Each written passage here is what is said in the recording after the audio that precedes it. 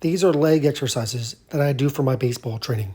I do a lot more than this, but here's a good example of how to use isolation and do proper movements to improve your skills in sports.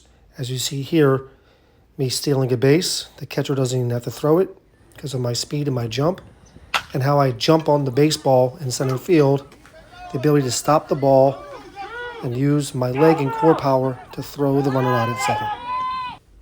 This is called a Bulgarian split squat. I'm using a barbell and a Bosu ball. You can do it various ways. The barbell allows more weight without me limiting my factor of my grip because dumbbells also work. The studies show the Bosu ball actually can create a little bit more glute activation. As you see here, it depends on my posture as well. With a little bit forward lean, I actually focus emphasis on the glutes and less on the quads.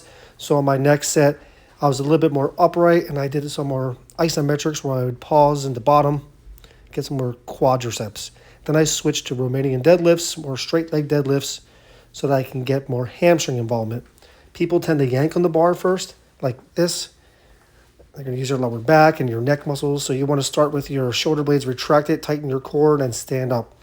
The hips go back. That's what it's all about. More of a hip thrust kind of action. I probably went a little bit too low. I noticed on the video after. I could actually go just a little bit below the knee because I noticed when my hips stop moving, it just becomes the trunk at that movement, so you don't have to go as deep as you think. Side lunge for the frontal plane, which means you're going sideways, which happens in sports. You could do it with the barbell, dumbbells, kettlebell.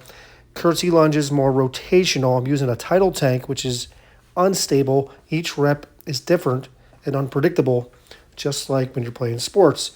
The foot goes slightly back on an angle. You don't want the front leg to go inwards. If you step back too far, that knee is going to move. My front knee stays in line with my ankle, and I'm using rotation of the upper body also to try to throw off the balance. Leg extension and curls. This is just for more isolation at the end of the workout to get the quadriceps. Align the knee with the axis of rotation, which is the red button there. And if you change your angle of your foot, it will also change the angle or the muscle groups. So if I point it inwards, get the outside of my quads. Point my toes outwards, I get the inside of my quadriceps.